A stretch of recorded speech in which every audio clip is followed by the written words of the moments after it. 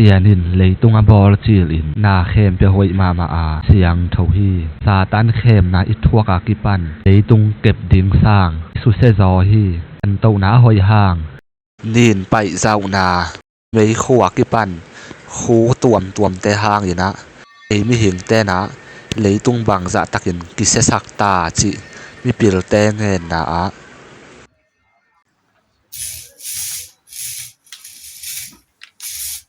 Light means energy. But when we think of energy, we think of a lot of light, and a lot of fuel, and a lot of energy.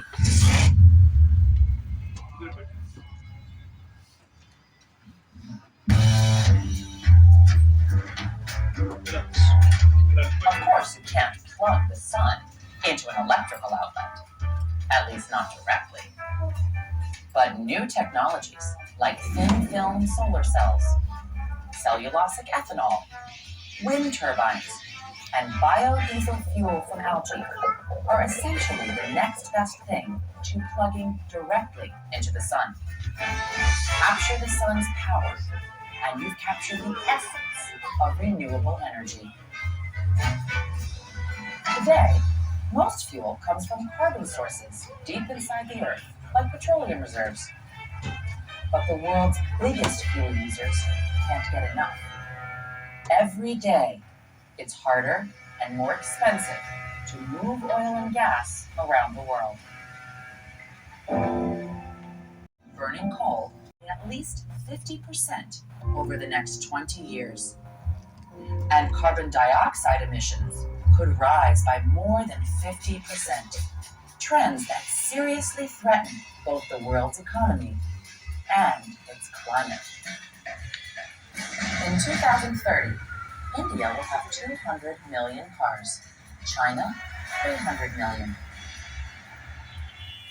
Both nations will be clamoring for more electricity too. And if it's all fossil fuel, vehicles, lights, cities, it will burn once and be gone forever. But we have options. What's more, many are renewable. No single energy source will solve everyone's energy needs. Solutions that work for one country don't necessarily work for another. Spain has solar. Denmark has wind. Brazil brews ethanol from sugarcane. But one thing is certain: prosperity requires energy. Today, 2 billion people in the poorest countries don't have adequate electricity or transportation. Some places on Earth practically glow with energy wealth.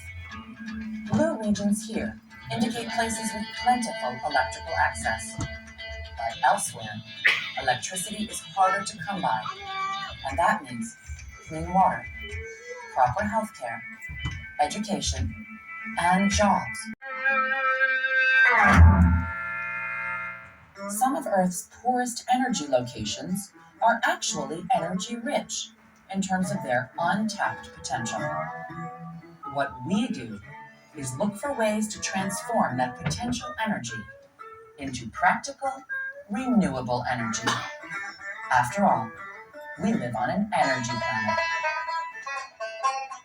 Like an ordinary stalk of grass to you. But to us, it's opportunity.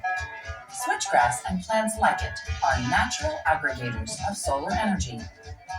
As they grow, plants convert sunlight into energy and store it in their leaves and stems. The trick is to figure out how to turn that green growth to clean, renewable power. Because of our research, it might not be too long before you feel pleased with this. Because really, the fuel in those gas-powered cars is little more than pure sunlight. And that takes us back to the beginning. The ever-present sun leads the way. This is the age of innovation, of enterprise, of imagination. We must transform how we harness and use energy. from aging technologies of the past to bold, renewable strategies for the future.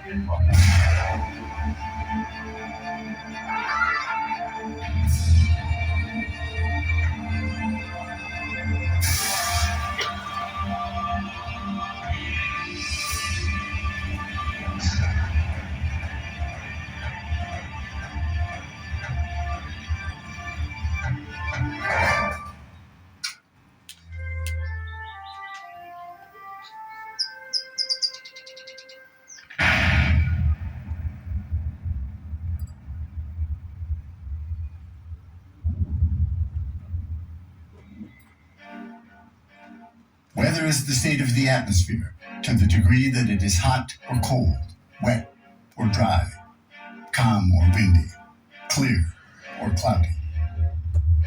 Climate is the sum total of weather for a given region, consisting of long-term averages of meteorological factors such as temperature, humidity, wind and precipitation, and also measures of their variability.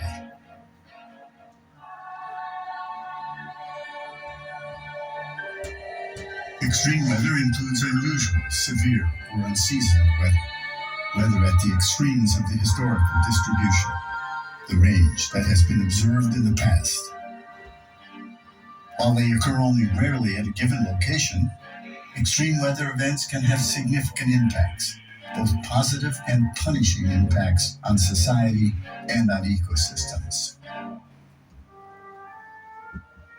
Extreme weather events should be expected. Globally, many occur every year, taking a huge toll in loss of life and property, often amounting to billions of dollars.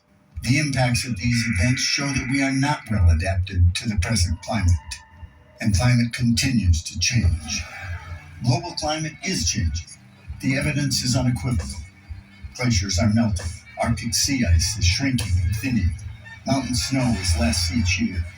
Water vapor in the atmosphere is increasing, and sea level is rising. The global warming of the past 50 years is due primarily to human activities.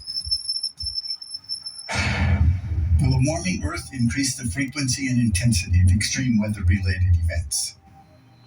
Today, science does not allow us to link each individual extreme weather-related event to a warming Earth, but most climate scientists agree that as the Earth warms, extreme weather events will increase. It's clear that heat waves and heavy rainfall events are happening more often and are increasing in intensity. And even in a warming world, there will always be cold events here and there, such as the severe winter of 2013-14 in parts of the United States. As the Earth warms in response to increases in heat-trapping gases, many other changes are occurring in Earth's climate system. The key to preparing for and coping with extreme weather events is improved weather forecasting. Early warning allows time to prepare for the event, boarding up windows if a hurricane is coming, using sandbags to prevent flooding, seeking refuge in a tornado shelter, and even evacuating at-risk areas. For nearly all extreme weather-related events, there is some warning. It may range from a few minutes in the case of some tornadoes to a few days or even longer for hurricanes. Our ability to forecast many extreme weather-related events has improved dramatically. We have more and better atmospheric data and more powerful computer models to rapidly analyze these data. Today, forecasts are more accurate and give earlier and longer warning times. Climate and weather are changing and will continue to change. The challenge is to reduce the vulnerability of communities to these changes. The challenge is particularly great along ocean coastlines where more than half of the nation's and the world's population lives.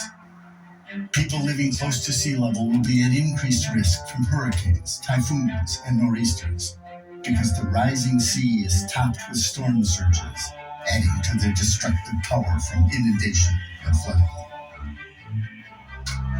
Given the impacts of extreme weather-related events and the probability they will increase in the future, a greater emphasis needs to be placed on anticipating and adapting to this increasing risk to reduce the impacts and to ensure communities' resilience, their ability to bounce back after an extreme event occurs. In addition to adapting to extreme weather events, we should reduce human activities that are contributing to global climate change, primarily the release of heat-trapping gases from the burning of fossil fuels. Stabilizing and then reducing atmospheric levels of greenhouse gases would limit the speed and magnitude of climate change and the probability of severe, pervasive, irreversible, and unmanageable damage to our civilization.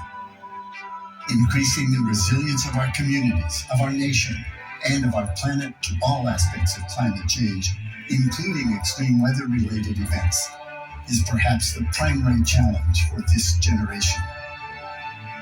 Stabilizing Earth's climate is a longer-term challenge. The longer we delay, the more challenging it becomes.